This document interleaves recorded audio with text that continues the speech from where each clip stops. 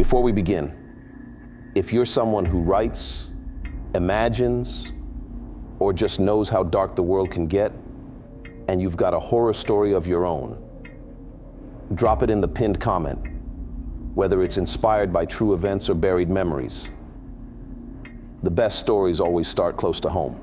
Now, I need to warn you, what you're about to hear is deeply disturbing. Viewer discretion is strongly advised, because this isn't just about secrets, it's about worship and ownership, and how someone the whole world trusts might be building something far more terrifying than a media empire. Oprah Winfrey is not who you think she is. You see awards, philanthropy, a billion-dollar smile. But I saw something buried beneath her greenhouse in Hawaii, something old, something alive. She calls herself a mother, and deep beneath that garden, she raises girls like flowers. But not all of them came from her womb.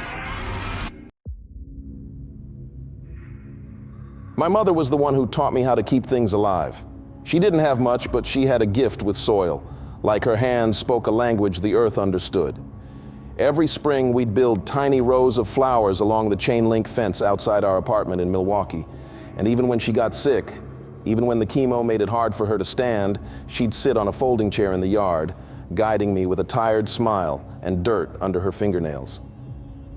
"You take care of them," she used to say, "and they'll take care of you."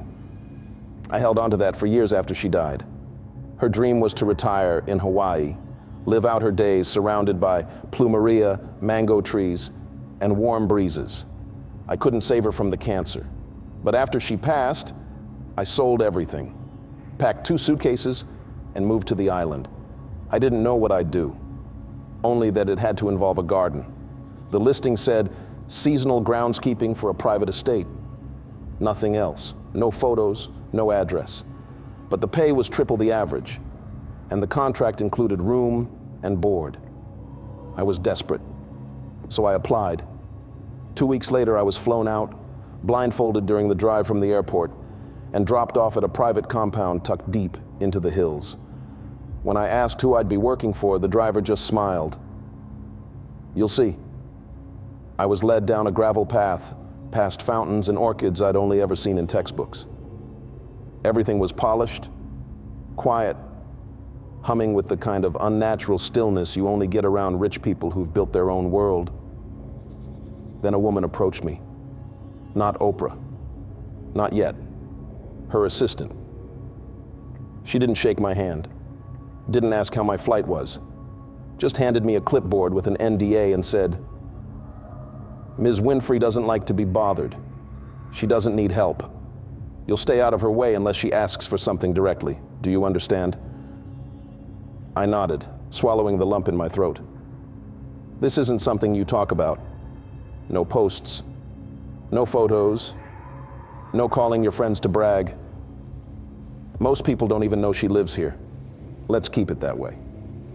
The whole thing felt clinical, like I'd joined a program, but I told myself it was just formality. Rich people stuff. I signed the NDA, took my keys, and moved into the staff quarters near the back of the estate. That night I lay in bed thinking about my mother, how proud she would have been. I didn't know it yet, but that greenhouse she always dreamed of, I was about to step into it. And it was nothing like either of us imagined. The first few nights were quiet, too quiet actually. No waves, no crickets, no frogs. Even the wind seemed like it refused to blow through the property. I chalked it up to the design. Maybe the estate had some kind of noise barriers or elevation that made things feel muted. But on the 4th night, the silence broke. I'd fallen asleep early, still jet-lagged, wrapped in that faint hum from the old radio on my nightstand. The kind of static that feels like it's hiding something if you listen too long. Around midnight, I shot awake. Not from a nightmare, not from movement, from sound. Something soft, distant, a melody. At first, I thought it was coming from the radio, but the dial was turned all the way down. Still, the sound was there, floating through the vent above my bed. A voice, maybe two, singing, slow, low, female. A familiar tune, but twisted, slurred at the edges, like the singers were underwater. She's got the whole world in her hands, over and over, that same line. She's got the whole world in her hands. But something about the she in that song felt wrong, like it wasn't God they were talking about. I sat up and moved to the window, nudging the curtain with 2 fingers. The path outside was dimly lit by garden lanterns, but there was no one there, no staff, no Oprah, just trees swaying gently in a wind I couldn't feel. I listened harder. The hymn wasn't coming from outside. It was coming from somewhere else, beneath me maybe, through the pipes or through the walls. And right as I leaned in, trying to follow it, it stopped, like it knew I was listening. My heart was pounding, but I told myself it was nothing. Maybe a TV from one of the other rooms, maybe a strange echo. I lay back down, turned the radio up, just slightly, to mask the quiet, and eventually drifted off. The next morning, I asked one of the housekeepers casually if she ever heard singing at night. She froze, didn't look up, just kept folding sheets. And then she said, softly, almost like she was embarrassed to admit it, "We don't stay up past curfew." I asked what she meant. She just shook her head. "You'll get used to it, or you'll quit. That's what happens to the gardeners." "The gardeners?" I asked. She finally looked at me. "You're the 4th one this year." I didn't know how to respond to that.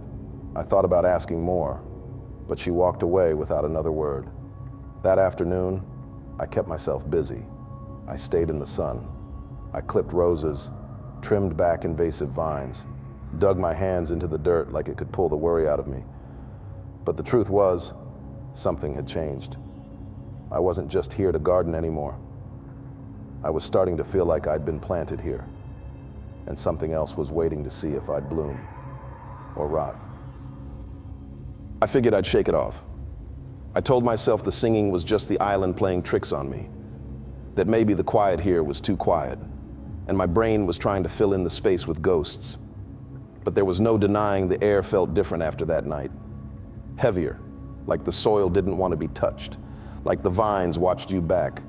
And the greenhouse, what I once saw as a dream, a glass cathedral of green, started to feel like a mouth, one I was walking into every day without even thinking. It was hidden near the edge of the property. No cameras, no signage. A long stone path curved toward it, flanked by red ginger and ornamental palms.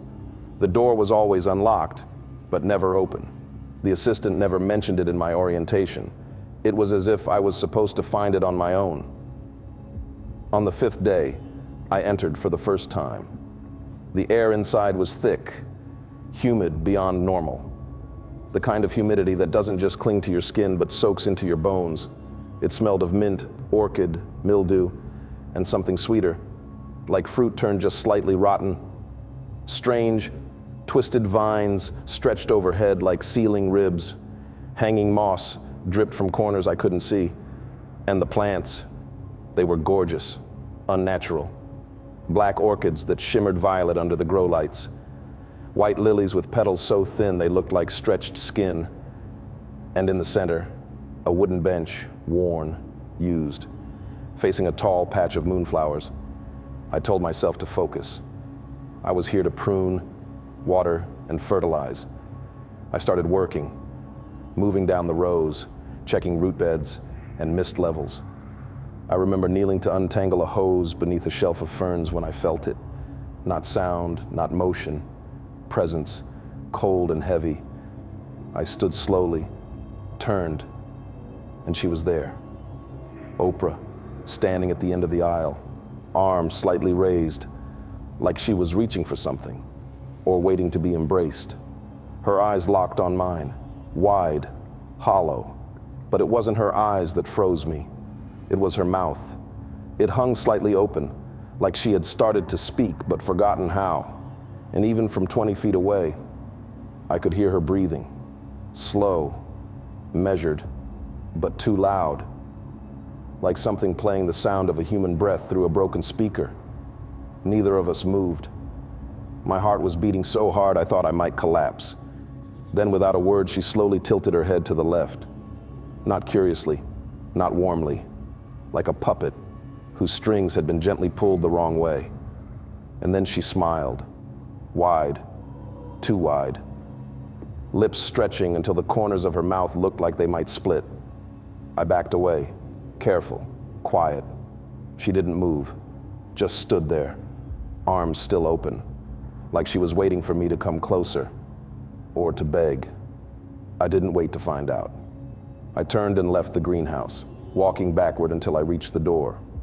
I closed it gently. The moment the latch clicked, I collapsed onto the gravel path outside and vomited into a bed of elephant ears. I don't know how long I sat there, but I remember looking at my hands, still shaking, dirt under the nails, and wondering, what the hell did I just see? Not, what did I imagine? Not, what did I think I saw? I knew what I saw. The question was why I saw it, and what was waiting for me the next time I went back in.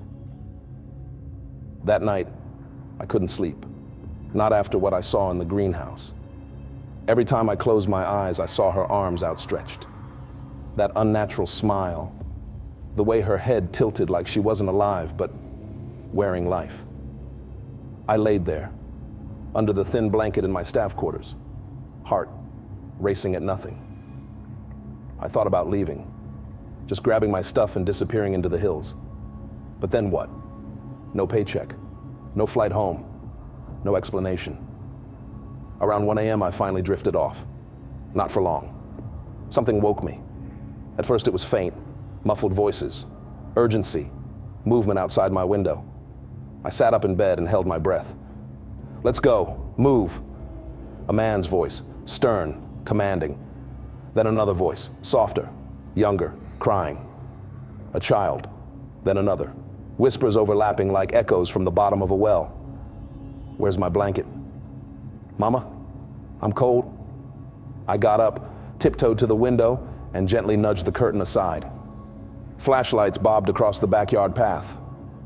2 security guards walked with purpose, heads swiveling like they were herding something. And in the shadows behind them, girls, preteen, barefoot, hair tangled, gowns glowing faintly in the moonlight like they were sewn from old sheets. Maybe 6 of them, maybe more. They didn't look scared, just hollow, like something had scooped out what was human and left the shell. One of them looked up, straight toward my window, not startled, not pleading, just watching. Behind them, down near the greenhouse, a figure moved in a slow circle, arms folded behind her back, head down, humming. Oprah, same song, that hymn again. She's got the whole world in her hands. But the words didn't feel like comfort this time. They felt like possession, ownership. The girls followed the guards around the bend and out of sight. The humming faded. I stayed frozen at the window long after the last flashlight disappeared. I didn't know if I was witnessing something spiritual or criminal or both. All I knew was it wasn't right. None of it was. And yet, I stayed. Maybe because I was broke, maybe because I was terrified, or maybe because something inside me had already taken root in that garden. And the deeper I got, the harder it became to pull myself out. I didn't plan to speak to her. After what I saw, after what I heard, I was going to keep my head down, get through the week, and leave. But something about that night wouldn't leave me alone. The girls, the guards, the humming, the way one of them looked straight at my window like she knew I was there. I needed answers, or maybe I needed proof that I hadn't lost my mind. So when I saw Oprah the next afternoon, standing alone near the greenhouse, I didn't walk away like I was supposed to. I approached. My hands were shaking, but I forced a smile. I saw you out here the other night, in the dark, I said. Just wondering how you can see anything in there after sunset. It's so dim. She didn't look at me at first. She was pruning a stem, slowly, deliberately. But then she turned. Her expression was neutral, soft even. Her voice came out calm, too calm. The dark doesn't bother me. I nodded awkwardly. It seemed kind of late to be working, I added. She stared through me, not at me, through me. Time doesn't matter when you're tending to what matters, she said. Then she walked a few steps past me. I thought that was it, that she was done. But just as I turned to go, she spoke again. Do you know what they said about the first woman? I froze. They said she disobeyed, that she reached too far, that she ruined everything. Her voice dropped as she spoke, like someone tuning an old radio, just a hair-off station. But that was never the truth. The truth, she continued, is that she remembered. She remembered what came before. The garden was hers long before the man was named. The soil knew her scent. The trees bowed for her. And when they tried to silence her, tried to erase her from the story, she simply went underground. I didn't respond. I couldn't. My throat was dry. My heart hammered in my ears. Oprah stepped closer. They call her sin, temptation, a mistake, she whispered. But I call her mother. Her eyes didn't blink. She speaks through me now. She feeds them through me. The children you hear crying? She smiled, just slightly. They are not crying out of pain. They are crying because they are being reborn. The world lied to them about who their mother was. But here, beneath these roots, we correct the story. I stepped back, something behind her eyes. It didn't belong. It wasn't madness. It was clarity. The kind of clarity that only comes from belief or possession. I should get back to work, I muttered. She nodded slowly. Yes, she said. They're expecting you. I paused. Who's expecting me? But she didn't answer. She turned and walked back into the greenhouse. The vines above the entrance rustled slightly as she passed beneath them, even though there was no wind. I stood there for a long time, trying to remember what I'd come out there to say, trying to convince myself I'd misunderstood every word, but I hadn't. And from that moment on, I stopped thinking of her as Oprah. Whatever she was, Oprah was only the shell. I didn't sleep that night. I lay in bed staring at the ceiling, trying not to think about the way she said, "They're expecting you." Not she's expecting you. They. By sunrise, I wasn't just afraid, I was obsessed. I had to know what was under that greenhouse. By midday, I saw her assistant lead 2 housekeepers away from the garden path. Security was light. Oprah was nowhere in sight. I grabbed my gloves and gear and walked the trail like I was on assignment. Calm, intentional. The greenhouse door creaked open. I stepped inside. It was warmer than usual. Not from the sun, from below. The soil smelled strange, sweet and sour, like old fruit and iron. I moved to the center of the floor and pushed aside a few stacked trays and bags of fertilizer. There it was, a square of metal inlaid into the wood planks. I hesitated. Then I pulled. The hatch opened with a soft hiss. Cold air rushed up from the blackness below. A metal ladder disappeared into shadow. I climbed. Each step creaked faintly. The air grew thick, wet, like a basement long forgotten. When my boots touched dirt, I turned on my flashlight. I stood in a narrow corridor, carved by hand. Roots crawled through the walls like veins. The deeper I walked, the more I saw. On the walls, drawings, crayon sketches taped to stone. Girls holding hands. A woman towering over them with wide arms and empty eyes. Some had halos, others had horns. I stepped into a small room, barely 6 feet across, 2 bunk beds, a stuffed bear with one eye missing, a dress hung on a nail, still damp, still warm. Then I heard it, the hymn. She's got the whole world, but now it echoed like a lullaby through the tunnels. A child's voice. Then more voices joined in. Sweet, unified, practiced. I followed the sound. Another room, larger, lit by candles and glass jars. The air was chokingly sweet, like too many flowers in a sealed casket. And in the center of the room, she sat. Oprah. On a stone bench, hands folded in her lap. Surrounding her were girls, barefoot, dressed in white, their faces pale and blank as porcelain. They rocked side to side, singing, staring up at her like she was salvation. She's got the whole world. Oprah didn't blink. Her eyes tracked each girl's movement like a conductor. And then she smiled. That same smile. Too wide, too still. Like her mouth was remembering how to be human. I stepped back. My boot landed on a small twig. Snap. Instantly, silence. Every girl stopped singing. Every head turned. Eyes locked on me. One girl pointed. "Mama," she whispered. He wasn't supposed to see. I ran. I don't remember climbing the ladder. I just remember running, knees buckling, hands slipping, lungs burning, until I slammed the hatch shut and kicked the trays back over it. I didn't even stop to breathe. I walked straight back to the staff quarters, drenched in sweat, and locked myself in my room. I threw my tools in the closet, took off my muddy boots, sat on the edge of the bed, heart hammering against my ribs like it was trying to escape without me. But the worst part wasn't what I saw. It was the feeling. The feeling that I hadn't left that place alone. Like something had followed me. Something that wasn't running because it didn't have to. Hours passed. The sun set. I didn't move. I kept the lights off. I didn't want to see anything. Around 2 a.m., I started to feel like I was being watched. Not the kind of paranoia that creeps in slowly. This was sudden, like someone flipped a switch. I stared at the door, nothing. But the air shifted, heavy, wet, still. Then, footsteps, slow, heavy, approaching from the hallway. The rhythm didn't match a staff member. This was something deliberate, something wrong.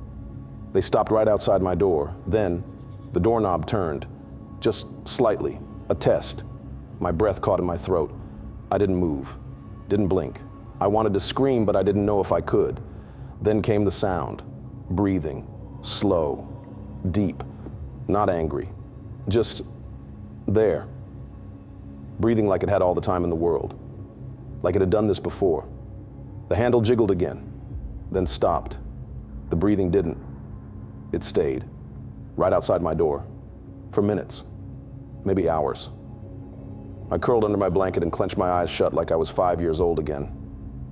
But even under the covers, I could feel it. The pressure, the presence. At some point, I must have blacked out, not from sleep, but fear. Because when I opened my eyes, the room was quiet again. The door was still shut, and on the floor, just inside the threshold, soil, just a few scattered bits, damp, black, fresh, from the greenhouse. I didn't wait for morning. As soon as the sun scraped across the horizon, I packed my bag. No folding, no organizing. I just shoved everything into a duffel and walked straight to the estate office. The assistant was already there, waiting. She didn't look surprised. "You're leaving," she said. I nodded, could barely make eye contact. "No notice?" I can't stay here." She clicked her pen, jotted something on a form, and slid a folder across the desk. "5th one this year." She didn't say it with concern. She said it like someone ticking off an item on a grocery list. "Exit through the east path," she added. "Transportation will meet you there." I walked out with the same uniform I arrived in. Same shoes, same bag. But I wasn't the same. Something had changed in me. Like I'd been pulled just a little too close to something ancient, and now its breath lived in my lungs. I followed the gravel path past the edge of the estate, where the foliage grew thicker and the sun hit just a little colder. Then I heard voices. I stopped at a clearing just before the exit gate and froze. A group of girls, maybe 10, maybe 12, stood in single file, dressed in matching school uniforms, light blue skirts, white button-ups, black shoes, all of them preteen, all of them expressionless, like mannequins that had learned to blink, but not to feel. A large white bus waited beside them. No markings, no windows in the back. One by one, they climbed on board. No talking, no laughing, just silence. As the last girl stepped on, she turned her head ever so slightly and looked right at me. Her face didn't move. Her eyes didn't blink. But I swear, in that moment, I could feel her saying something to me, or maybe warning me. The door closed. The bus rolled forward, crunching gravel beneath thick rubber tires, and disappeared around the bend. I didn't move for a while, I don't know how long. Eventually, another black SUV pulled up, same as when I arrived, same driver. No eye contact, no questions. I got in. As we passed the greenhouse one last time, I looked out the tinted window. Oprah stood inside, one hand pressed against the glass, staring, not waving, not smiling, just watching, like a gardener admiring something she planted and was waiting to grow. I didn't look back again. I left the island that same day, canceled my lease, deleted my social accounts.